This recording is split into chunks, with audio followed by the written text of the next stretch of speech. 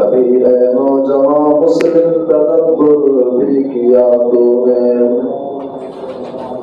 کبھی اے نوجوان مسلم تدبر بھی کیا تو نے، وہ کیا گردوں تھا تو جس کا ہے ایک ٹوٹا ہوا تارا، تجھے اس قوم نے پالا ہے آغوش محبت میں، کچل ڈالا تھا جس نے پاؤں سے تاج سر دارا، تجھے آواز اپنے کوئی نسبت ہو نہیں سکتی، کہ تو گفتار وہ کردار کو ثابت و سیارہ۔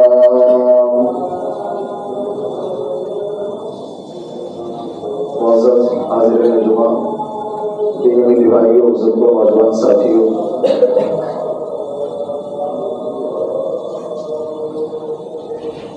جب آپ قرآن حکیم کا مطالعہ کریں گے، قرآن حکیم کے اندر اللہ تبارک و تعالیٰ نے بہت سارے واقعات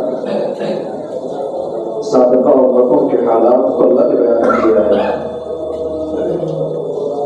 قرآن حکیم کو آپ اسٹارٹنگ سے پڑھنا شروع کریں، سورۃ الفاتحہ کے بعد سورۃ بقرہ آپ پڑھیں گے۔ سورۃ بقرہ میں اللہ نے حضرت آدم علیہ السلام کی پیدائش کا، ان کی تخلیق کا اللہ نے ذکر کیا۔ اس کے بعد بنی اسرائیل کے اندر گائے کا بچڑے کے ذبح کرنے کا جو واقعہ ہے وہ واقعہ آپ کو ملے گا۔ آپ تھوڑا سا اور آگے بڑھیں گے، سورہ آل عمران کے اندر حضرت مریم علیہ السلام، ان کی والدہ حضرت مریم علیہ السلام اور حضرت عیسیٰ علیہ السلام کی پیدائش کے حالات اور واقعات آپ کو ملیں گے۔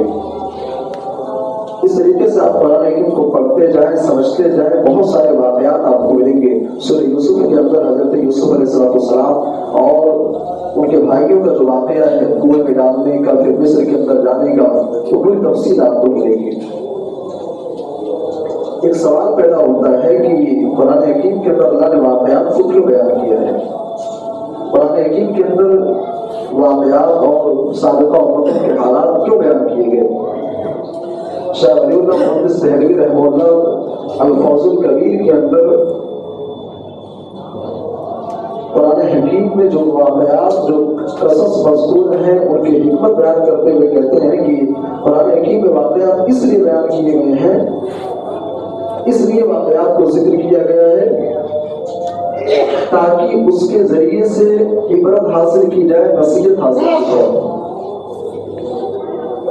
قرآن حکیم میں اللہ نے واقعات اس لیے بیان کیے ہیں تاکہ مسلمان قرآن حکیم کو پڑھے، اس واقعے کو پڑھے اور اس واقعے کے ذریعے سے عبرت حاصل کرے، نصیحت حاصل کرے اور اس کو اپنی زندگی کے اندر اپلائی کرے، اپنی زندگی کے اندر اس کو لاگو کرے۔ قرآن حکیم میں بہت سارے واقعات ہیں۔ ایک واقعہ آپ نے سنا ہوگا، بار بار آپ کے سامنے بیان کیا جاتا ہے، اصحاب کہف کا واقعہ۔ اصحاب کہف، قرآن حکیم نے ایک اور نام ذکر کیا ہے، اصحاب الرقیم۔ اصحاب کہف یا پھر اصحاب الرقیم۔ اصحاب کا مطلب ہوتا ہے والے، اور کہف کہتے ہیں غار فی الجبل، پہاڑ کے اندر جو گفا ہوتا ہے اسی گفا کو کہف کہا جاتا ہے۔ اصحاب الکہف یعنی غار والے۔ اور ایک نام قرآن حکیم نے اصحاب الرقیم بیان کیا ہے۔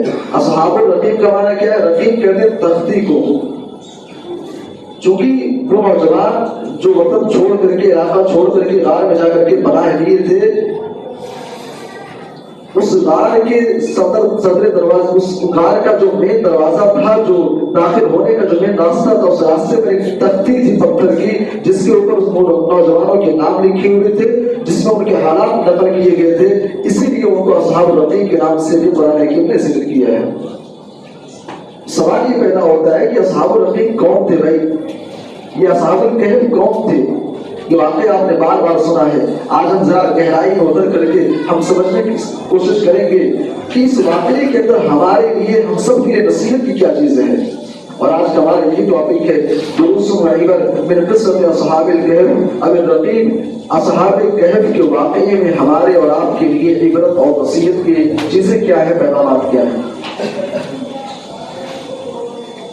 قرآن حکیم کا 15واں پارہ اٹھائیے۔ 15ویں پارے کے اندر اللہ تبارک و تعالیٰ اپنے نبی کو اللہ خطاب کر رہا ہے، نحن نقص علیک نبأهم بالحق۔ اے نبی صلی اللہ علیہ وسلم، اصحاب کہف کے واقعے کو ہم آپ کے اوپر سچائی کے ساتھ پوری حقیقت کے ساتھ آپ کے سامنے بیان کر رہے ہیں. نحن نقص عليك نبأهم بالحق. اے نبی غار والوں کا واقعہ ان نوجوانوں کا واقعہ آپ کے سامنے بیان کیا جا رہا ہے. انہم فتیۃ آمنوا بربہم. یہ غار والے کون تھے؟ یہ اصحاب الرقیم کون تھے؟ انہم فتیۃ، یہ چند نوجوان تھے. انسان کی زندگی کے تین پہلو ہوتے ہیں، ایک بچپنا ہے، ایک جوانی ہے، اور تیسرا پہلو ہے بڑھاپے کا. اللہ نے کہا کہ وہ نوجوان تھے، وہ آپ بڈھے نہیں تھے یا کم سے بچے نہیں تھے، نوجوان تھے وہ. اور جب آپ اصحاب کہف کے واقعے میں غور کریں گے، قرآن حکیم کو آپ تین حصوں میں ڈیوائڈ کریں. قرآن حکیم کا ایک آغاز ہے، ایک اسٹارٹنگ ہے، اور ایک اس کا خاتمہ ہے، ایک اینڈ ہے، اور بیچ میں جو ہے 15واں پارہ. آپ کو جان کر کے حیرت ہوگی اللہ نے بیچ میں ایک دم مڈل میں ایک دم اللہ تبارک و تعالیٰ نے اصحاب کہف کے واقعے کو بیان کیا. یہ مناسبت دیکھیے قرآن حکیم کا اسلوب، قرآن حکیم کے بیان کرنے کا طریقہ. وہ نوجوان تھے تو بیچ کے مرحلے میں قرآن حکیم کے 15ویں پارے کے اندر اللہ تبارک و تعالیٰ نے اس واقعے کو ذکر کیا. انہم فتیۃ، چند نوجوان تھے، آمنوا بربہم، جو اپنے رب کے اوپر ایمان لائے تھے، جنہوں نے ایمان کو قبول کیا تھا، جو شرک کو چھوڑ کر کے، بت پرستی کو چھوڑ کر کے ایک اللہ کے سامنے اپنی پیشانی کو جھکانا جنہوں نے گوارا کیا تھا. میرے بھائی اور دوستو ذرا غور کیجیے، یہاں پہ اللہ تبارک و تعالیٰ نے اصحاب کہف کے نام کو اللہ نے ذکر نہیں کیا کہ اصحاب کہف کا نام کیا تھا. اللہ نے ان کی ذات اور بنا دل ذکر نہیں کیا کہ ان کی ذات، ان کا ذات کیا تھا، ان کا اسم کیا تھا. یہاں پہ اللہ تبارک و تعالیٰ نے ان کی زمین کا تذکرہ نہیں کیا، ان کے مال و دولت کا ذکر نہیں کیا. قوم کے اندر، سماج کے اندر ان کا کیا اسٹیٹس تھا، کیا ان کا لیبل تھا، اللہ نے کچھ بیان نہیں کیا. انہم فتیۃ آمنوا بربہم، وہ چند نوجوان تھے جو اپنے رب کے اوپر ایمان لائے. اللہ نے کچھ ذکر نہیں کیا.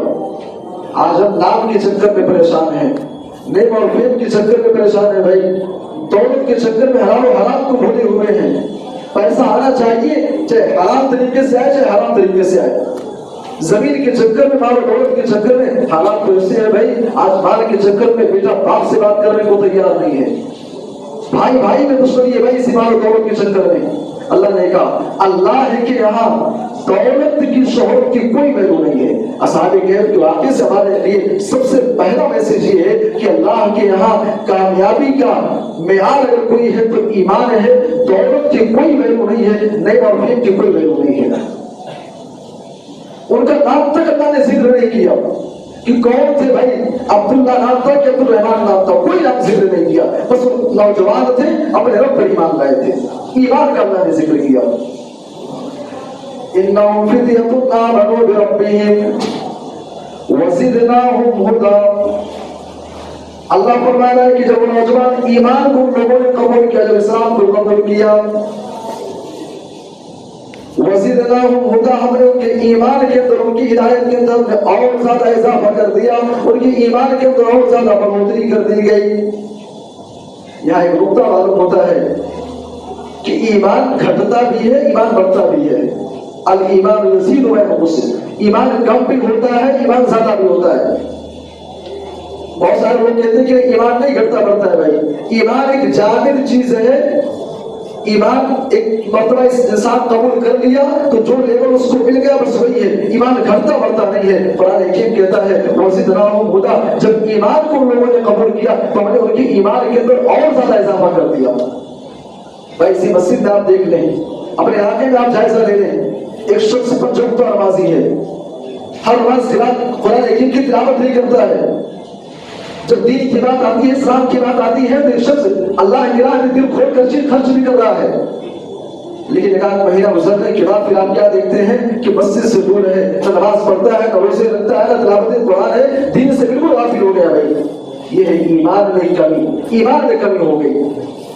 ایک شخص شرابی ہے، دین اسلام سے کوئی مطلب نہیں ہے اس کو، لیکن پھر اچانک اس کی زندگی کے اندر ایک ایسا ٹرننگ پوائنٹ آتا ہے کہ مسجد کے اندر آتا ہے، نمازوں کا ایسا پابند، عبادات کا ایسا پابند کہ لوگ دیکھ کر کے رشک کر رہے ہیں بھائی کیا انسان ہے، کیا نیکی اس کی ہے. یہ ایمان میں زیادتی ہے. ویسے دراہم ہوتا قرآن حکیم کہتا ہے جب نوجوان ایمان کو لوگوں نے قبول کیا تو ہم نے ان کے ایمان کے اندر اور زیادہ اضافہ کر دیا. ویسے دراہم ہوتا ہدایت میں اور زیادہ اضافہ ہو گیا. اور آگے بڑھیے. جب ایمان قبول کرتے ہیں, ایمان قبول کرنے کے بعد چونکہ پوری قوم مشرک تھی, پوری قوم مشرک تھی, شرک کے اندر ڈوبی ہوئی تھی. وقت کا جو بادشاہ تھا وہ بھی مشرک تھا. بادشاہ کو پتا چلا کہ کچھ نوجوان ہمارے سماج کے اندر ایسے ہیں جو کسی اور کو اپنا رب مانتے ہیں, کسی اور معبود کے سامنے اپنی پیشانی کو ٹیکنے کے دعوے دار ہیں. بادشاہ نے ان کو بلایا, اپنے دربار کے اندر بلایا ان لوگوں کو, بادشاہ کے دربار میں پیش کیے گئے. اس کے بعد قرآن کی آگے نقشہ کھینچتا ہے وَرَبَطْنَا عَلَىٰ قُلُوبِهِمْ إِذْ قَالُوا فَقَالُوا رَبُّنَا رَبُّ السَّمَاوَاتِ وَالْأَرْضِ. اللہ فرما رہا ہے کہ جب بادشاہ کے دربار میں ان کو پیش کیا گیا, وَرَبَطْنَا عَلَىٰ قُلُوبِهِمْ, ہم نے ان کے دل کو اور زیادہ مضبوط کر دیا. اِذْ قَالُوا فَقَالُوا رَبُّنَا رَبُّ السَّمَاوَاتِ وَالْأَرْضِ. بادشاہ کے دربار میں پیش کیے گئے. بادشاہ نے سوال کیا کہ تم آخر کون سے معبود کو ماننے کا دعویٰ کر رہے ہو؟ کہنے لگے ربنا رب السماوات والارض, اے بادشاہ ہمارا رب وہ ہے جس نے ساتوں زمین کو پیدا کیا, جس نے ساتوں آسمان کو پیدا کیا. ربنا رب السماوات والارض, ہمارا رب کون ہے جس نے زمین کو پیدا کیا, جس نے آسمان کو پیدا کیا. اے بادشاہ لن ندعو من دونه الہا, اس اللہ کو چھوڑ کر کے ہم کسی اور کے سامنے اپنی پیشانی کو ٹیکنے والے نہیں. اس اللہ کو چھوڑ کر کے ہم کسی اور سے دعائیں نہیں کریں گے. اس اللہ کو چھوڑ کر کے کسی اور سے منتیں نہیں مانگیں گے. لن ندعو من دونه الہا لقد قلنا اذا شططا. اے بادشاہ اگر اللہ ہم کو چھوڑ کر کے ہم نے کسی اور در پر جا کر کے اپنی پیشانی کو ٹیکا, کسی اور در پر جا کر کے اپنے فریاد کو, اپنی منتوں کو کسی کے سامنے ہم نے پیش کیا, لقد قلنا اذا شططا, تو ہم نے بہت ہی غلط کام کیا, بہت ہی غلط بات ہم نے کہی. معلوم ہوا کہ اگر دعا کی جائے گی تو صرف اللہ سے کی جائے گی, سوال کیا جائے گا تو اللہ سے کیا جائے گا, مانگا جائے گا تو اللہ سے مانگا جائے گا. آپ بیمار ہو شفا چاہیے, اس کے لیے اگر دعا کی جائے گی تو اللہ سے کی جائے گی. مال دولت میں پریشانی ہے, رزق میں پریشانی ہے بھائی, اس کی دولت کا مطالبہ اگر کیا جائے گا تو کسی در پر جا کر کے, کسی انسان کے سامنے جا کر کے, کسی درگاہ پر, کسی مزار پہ جا کر کے اپنی پریشانی کو نہیں دیکھا جائے گا, سوال کیا جائے گا تو اللہ سے کیا جائے گا. دعا کرنا عبادت ہے, دعا کرنا ایک عبادت ہے. اب دعا ہوا عبادت, اور یاد رکھیں العبادۃ لا یستحق لغیر اللہ, عبادت اللہ کے علاوہ کسی اور کے لیے جائز نہیں ہے. اللہ کے علاوہ کسی اور کے لیے عبادت کرنا میرے بھائی اور دوستوں یہ شرک ہے, اسی کا نام شرک ہے, اسی کا نام کفر ہے. اور نوجوان کہتے ہیں بادشاہ سن لے, لن ندعو من دونه الہا لقد قلنا اذا شططا, اس اللہ کو چھوڑ کر کے ہم کسی اور کو نہیں پکاریں گے. اس کے بعد نوجوان بادشاہ کے سامنے گفتگو سے بھی بات چیت ہو رہی ہے, اور نوجوان کہتے ہیں بادشاہ ہؤلاء قوم اتخذوا من دونه آلهة, اے بادشاہ یہ ہماری قوم کے لوگ ہیں, اتخذوا من دونه آلهة, جو ایک اللہ کو چھوڑ کر کے سینکڑوں معبودوں کے سامنے اپنی پیشانی کو ٹیک رہے ہیں. ہؤلاء قوم اتخذوا من دونه آلهة, اس ایک اللہ کو چھوڑ کر کے غیروں کے سامنے ہماری قوم اپنی پیشانی کو ٹیک رہی ہے, غیروں کے سامنے منتیں مانگ رہے ہیں, غیروں کے سامنے اولاد کی تمنائیں کر رہے ہیں, غیروں کے دروں پر جا کر کے اپنی حاجتیں, اپنی ضرورتوں کو ان کے سامنے رکھ رہے ہیں. ہؤلاء قوم اتخذوا من دونه آلهة لولا یاتون علیہم بسلطان بین. اے بادشاہ اگر یہ ہماری قوم کے لوگ اپنے دعوے میں سچے ہیں تو دلیل کیوں نہیں پیش کرتے ہیں؟ اگر تم اس بات کا دعویٰ کر رہے ہو کہ تم سچے ہو, جن معبودوں کو تم نے اپنا رب بنا رکھا ہے, اگر تم حقیقت میں اس دعوے میں سچے ہو, لولا یاتون علیہم بسلطان بین, دلیل کیوں نہیں پیش کرتے ہو؟ یا ایک نقطہ معلوم ہوا کہ دعویٰ صرف دعویٰ کرنے سے کام نہیں چلے گا, دعوے کی دلیل بھی ہونی چاہیے. آپ جو بات کہہ رہے ہیں اس کی دلیل بھی آپ پیش کرو, جو بات آپ کہہ رہے ہیں اس کی دلیل بھی آپ پیش کرو.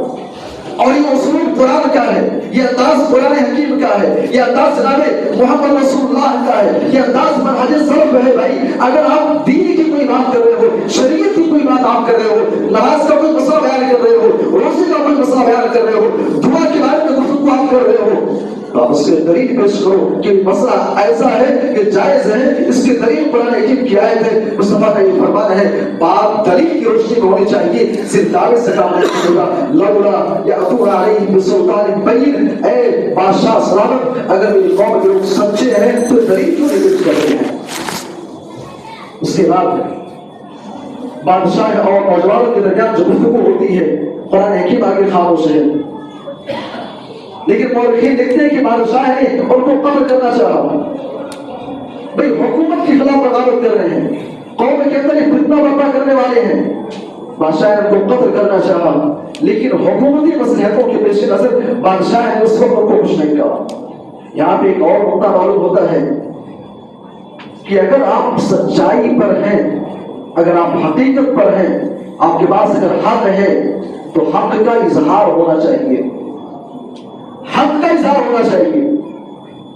आप सच्चे हो, आप सही हो, आपका मनहज अगर सही है, तरीका आपका सही है, तो सच्चाई का आप इजहार करो, तनकीद के जोर पर आप इजहार करो। भाई वो नौजवान कौम के अंदर चंद लोग थे, उनकी तादाद के बारे में आइए बात करेंगे। तादाद उनकी कितनी थी? मुट्ठी भर थे, पूरे समाज से, पूरे इलाके से बगावत कर रही है। तो अरे मेरी कौम के लोगों, जिन माबूदों को तुम पूछ रहे हो, ये माबूद हमारे रब नहीं हो सकते हैं, हमारा माबूद वो है जो आसमान और जमीन का रब है।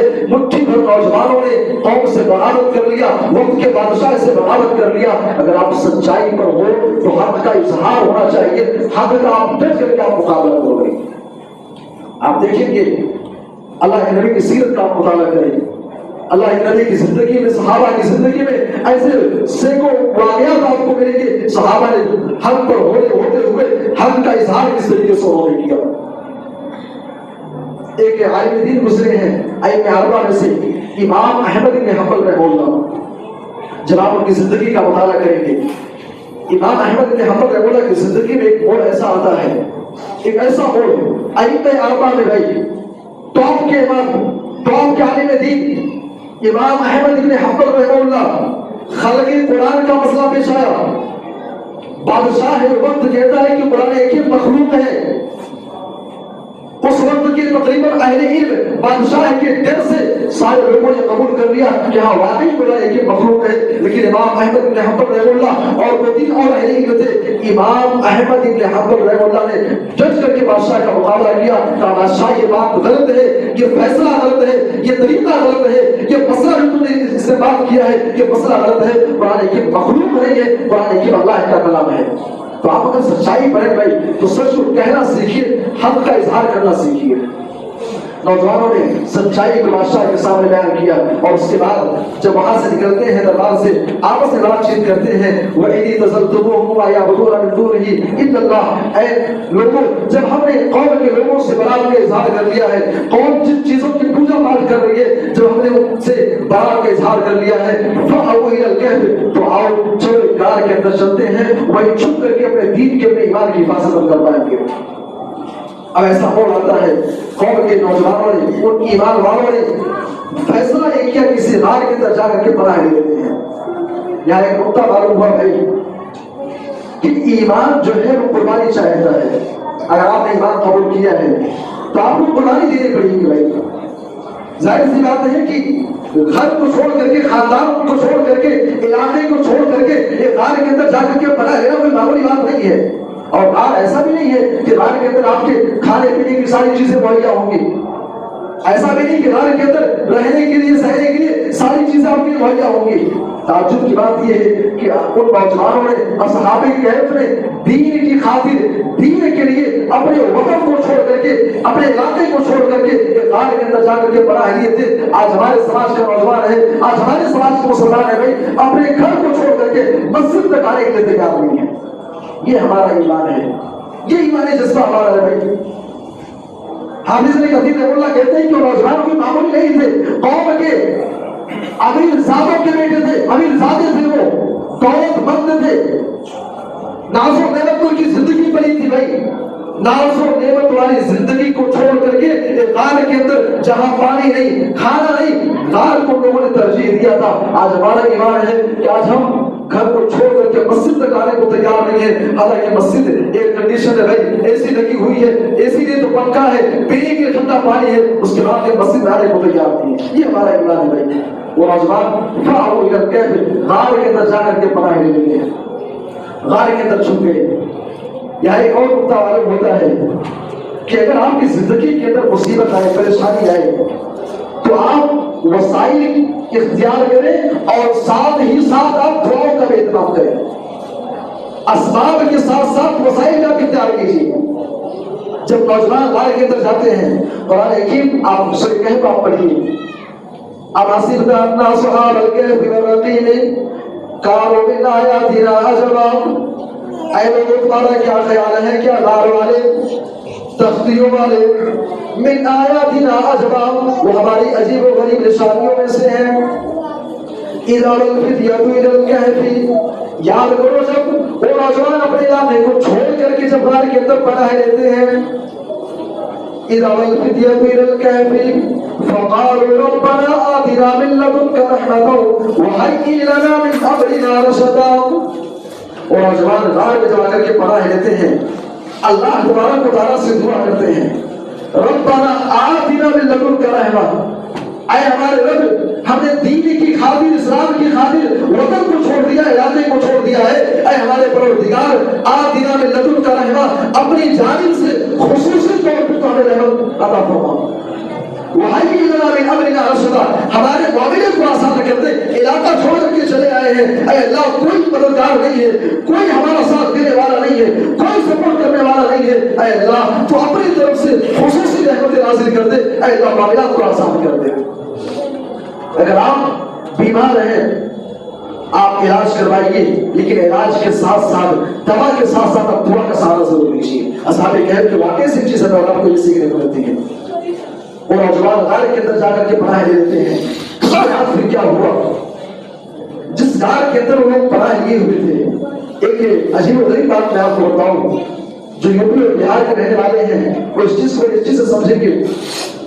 یوپی اور بہار کے اندر, ممبئی کے اندر تو ایسا واقعہ ہوتا نہیں ہے, یوپی اور بہار میں جو مکانات بنتے ہیں تو ان کا جو مین دروازہ ہوتا ہے, عام طور سے آپ دیکھیں گے جو پورب کی طرف دروازہ کھلتا ہے یا پچھم کی طرف دروازہ کھلتا ہے تو گرمی کے موسم میں اور برسات کے موسم میں بڑی پریشانی ہوتی ہے. لیکن وہی دروازہ اگر شمال یا جنوب میں ہو تو پھر برسات میں سے برسات کا ڈائریکٹ پانی گھر کے اندر نہیں آئے گا, یا گرمی کے موسم میں ڈائریکٹ دھوپ گھر کے اندر نہیں پڑے گی. وہ نوجوان جس غار کے اندر ٹھہرے ہوئے تھے, مفسر کہتے ہیں اس کا دروازہ جو ہے وہ شمال کی طرف کھلتا تھا, شمال کی طرف دروازہ کھلتا تھا. اچھا, اس کی حکمت کیا تھی, جب سورج نکلتا تھا تو سورج کی روشنی ڈائریکٹ ان کے اوپر نہیں پڑتی تھی, اور برسات کے موسم میں ڈائریکٹ پانی بھی ان کے اوپر نہیں آتا تھا.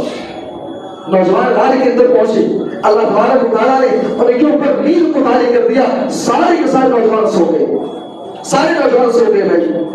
سورج نکل رہا ہے, ڈوب رہا ہے, نکل رہا ہے, ڈوب رہا ہے, موسم تبدیل ہو رہے ہیں, سب کچھ ہو رہا ہے, علاقہ تبدیل ہو گیا, بادشاہ تبدیل ہو گیا, سب کچھ بدل گیا, سڑکیں بدل گئی, مکانات بدل گئے, پورا کا پورا ماحول تبدیل ہو گیا.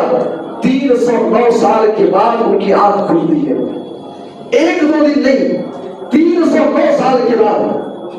وَلَبِثُوا فِي كَهْفِهِمْ 300 سِنِينَ وَازْدَادُوا تِسْعًا, 309 سال کے بعد ان کی آنکھ کھلتی ہے. اللہ اکبر. آج ہم کتنے ہی تھک جائے بھائی, ایک دن, 2 دن, 24 گھنٹہ, 36 گھنٹہ, بہت سو جائیں گے 48 گھنٹہ, اس سے زیادہ ہم سو نہیں سکتے ہیں. ہماری باڈی جواب دے دے گی.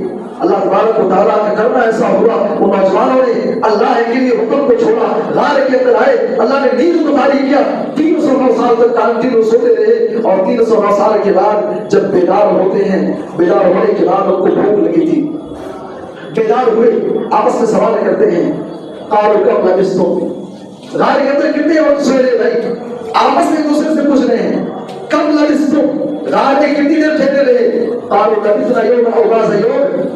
ان لوگوں میں سے 2 جماعت تیار ہو گئی, ایک گروہ کہنے لگی بھائی ہم ایک دن سوئے تھے یا دن کا بعض حصہ سوئے تھے. اللہ اکبر 309 سال سوئے رہے اور 309 سال کے بعد جب بیدار ہوئے تو ان کو احساس ایسا ہو رہا ہے, ان کو ایسا فیل ہو رہا تھا کہ گویا کہ ہم صبح سوئے تھے شام کو اٹھ گئے ہیں, یا صبح سوئے تھے اور ابھی اٹھ رہے ہیں تھوڑی دیر کے بعد. اس کے بعد نوجوان کہتے ہیں کہ بھائی یہ سب فالتو کی بحث ہے, ایسا کرتے ہیں اپنے میں سے کسی ایک آدمی کو بازار بھیجو, ایک آدمی کو بازار بھیجو اور جائے وہ فلیکن ایواز کا معامل جائے مارکیٹ میں دیکھے مارکیٹ کے اندر کوئی اچھا کھانا ہے تو اچھا کھانا لے کر کے آ جائے.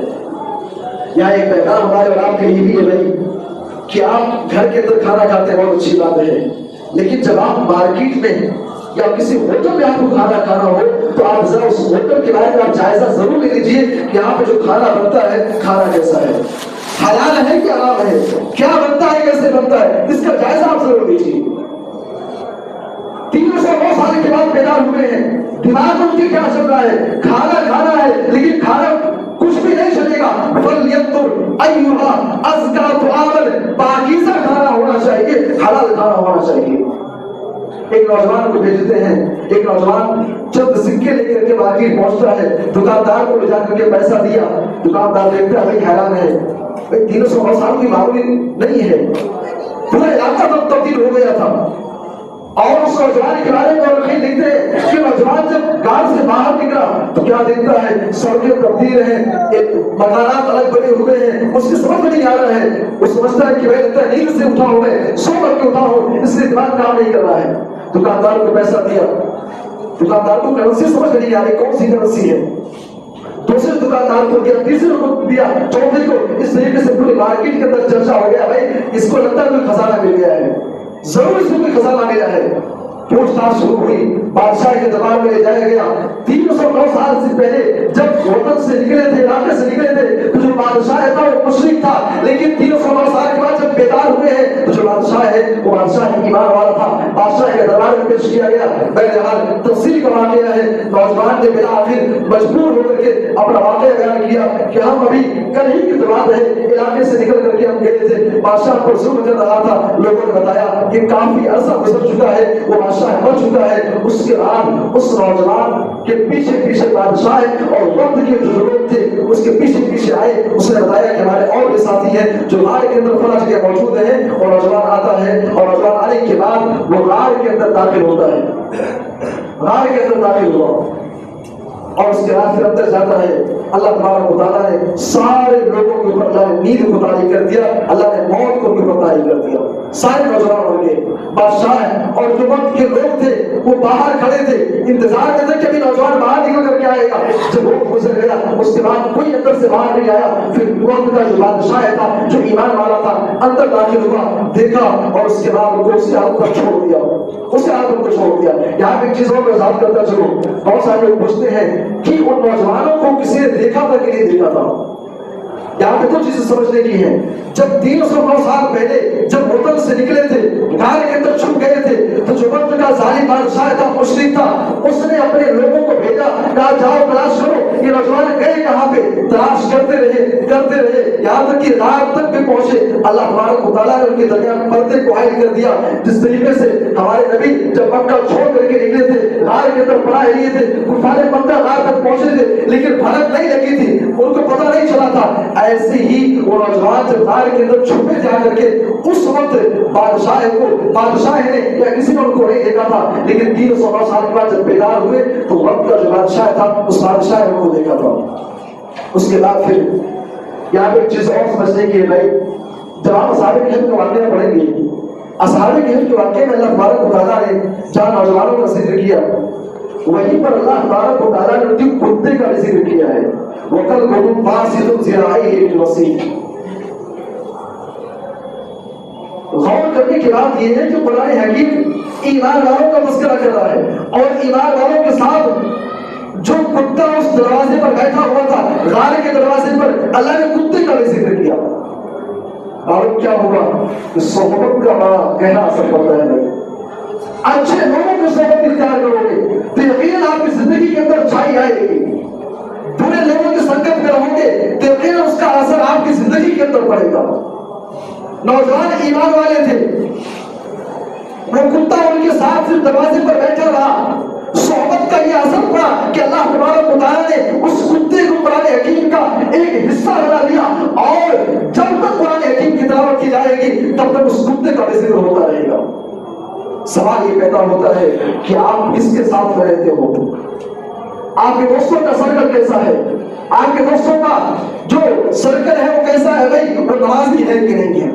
وہ اللہ والے ہیں کہ نہیں ہے؟ جب آپ دوستوں سے ملتے ہو آپ کے یہاں ایمان کی بات ہوتی ہے کہ نہیں، اسلام کی بات ہوتی ہے کہ نہیں؟ اگر آپ کے دوست جب آپس سے ملتے ہیں گالی گلوچ سے بات کرتے ہیں اور بدتمیزی کرتے ہیں، ہنسی مذاق کا صرف دور ہوتا ہے، اگر آپ کے دوستوں کا سرکل اچھا نہیں ہے بھائی سرکل آپ تبدیل کرو، ورنہ یاد رکھو قیامت کے دن بھی آپ کو ذلت و رسوائی کا سامنا کرنا پڑے گا۔ سرکل اچھی ہونی چاہیے۔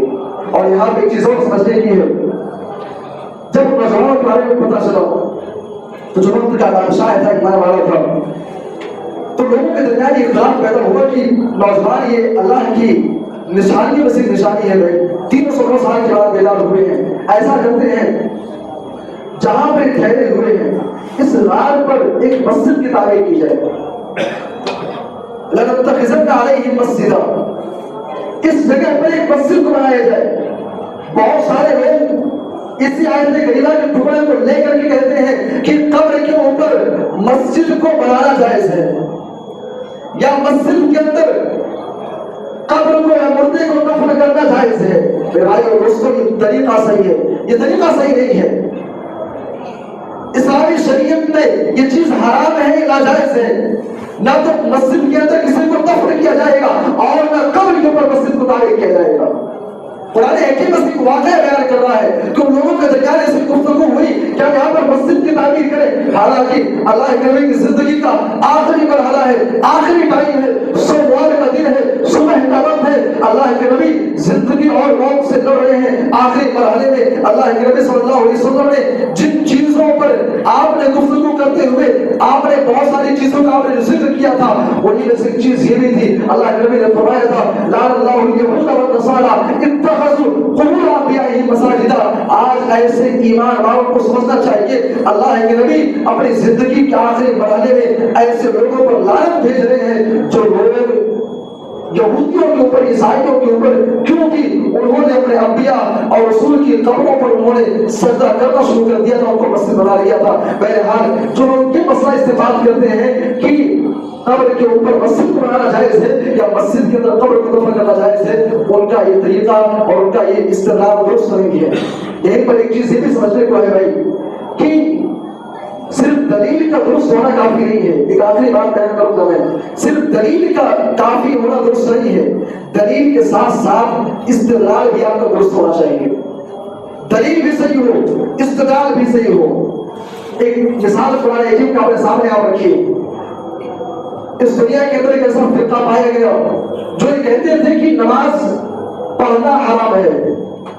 اچھا ان کی دلیل بھی قرآن حکیم سے ہے، دلیل قرآن حکیم سے پیش کر رہے ہیں، کہہ رہے ہیں کہ نماز پڑھنا حرام ہے، نماز پڑھنا ناجائز ہے۔ فویل للمصلین، نمازیوں کے لیے ویل ہے جہنم میں، بھائی نماز نہیں پڑھتی ہے۔